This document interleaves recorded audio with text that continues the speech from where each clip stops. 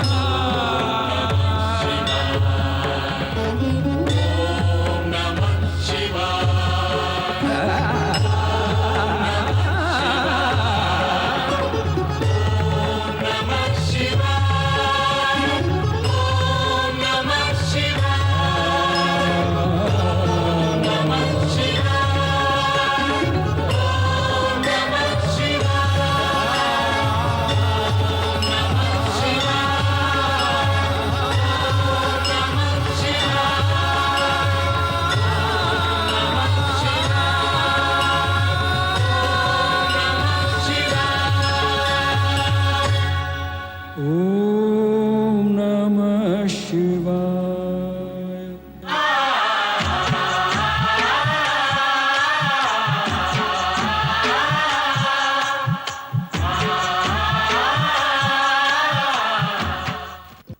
मैं ओमकार हूं, तीनों कालों के आकार को अपने व्रत में स्थित रखने वाला ओमकार। अपने निराकार नेत्रों से मैं जगत में घटने वाली गतिविधियों का निरंतर अवलोकन करता हूं। शक्ति को पुत्री रूप में प्राप्त करने के लिए दक्ष के लिए तप करना अनिवार्य था।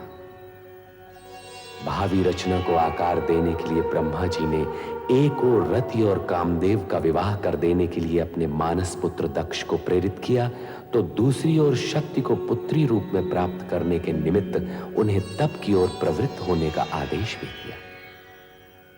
पिता का आदेश मानकर प्रजापति दक्ष अपनी पत्नी वीरणी सहित शक्ति की साधना में संलग्न हो गए। तपस्या फलित हुई और शक्ति ने प्रकट होकर उनके यहां पुत्री रूप में जन्म लेने का आश्वासन दिया। साथ ही सावधान भी कर दिया कि उनके जन्म के पश्चात उन्हें शक्ति रूप में नहीं, पुत्री रूप में स्वीकार कर उसी के अनुसार आचरण करें। अपने वचन और वरदान के अनुसार शक्ति ने सती के रूप में वीरणी के गर्भ से जन्म लिया। इस तेजस्वी कन्या के जन्म से संपूर्ण राजभवन में हर्ष और प्रसन्नता का सागर उमड़ पड़ा। त्रिकालदर्शी और तीनों लोकों में निरंतर भ्रमण करने वाले नारद नारायण का नाद करते हुए शक्ति स्वरूपा कन्या के दर्शन का लाभ लेने दक्ष के भवन में आ पहुंचे। नारद ने कन्या का नामकरण किया और उसे सती नाम से पुकारा। वीरणी ने वात्सल्य भाव से गदगद होकर अपनी नवजात कन्या को देखा। महारानी जी, हमारी सती कितनी तेजस्विनी दिखती है। मन करता है इसे देखते ही रहें। इसके सुंदर मुख से आंखें हटती ही नहीं।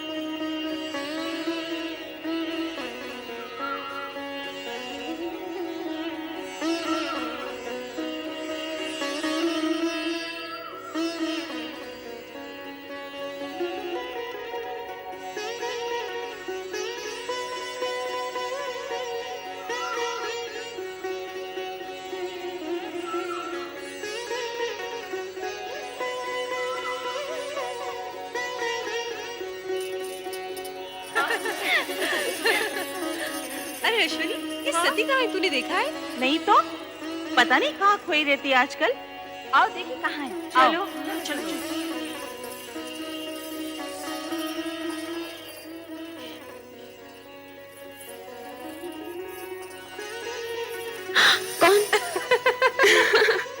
यही तो हम सब पूछना चाहती हैं सती, कि कौन है वो जिसके ध्यान में तुम हर समय मग्न रहती हो? मैं स्वयं नहीं जानती रोहिणी। पता नहीं कौन है वो जिसके रूपाकार को देखने की उत्सुकता में मेरा मन सदा खोया रहता है। ये तो बहुत गंभीर समस्या है रोहिणी। सचमुच गंभीर समस्या है। अरे जब उस पुरुष का ही पता नहीं तो उसका रूपाकार कैसे दिखेगा? हाँ हाँ, अब तो पिताश्री दक्ष प्रजापति से निवेदन करना ही होगा कि हमारी सती का स्वयंवर रचा दें। सभी प्रकार के उत्तम पुरुष सती के सामने आकर खड़े हो जाएंगे।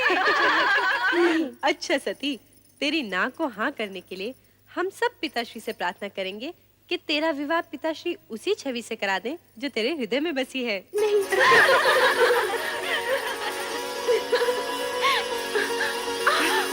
अरे सती, क्या हुआ? कहाँ भागे जा रही है? कहीं नहीं माते। अरे कहीं नहीं। सती इतनी बड़ी हो गई फिर भी बचपना नहीं गया।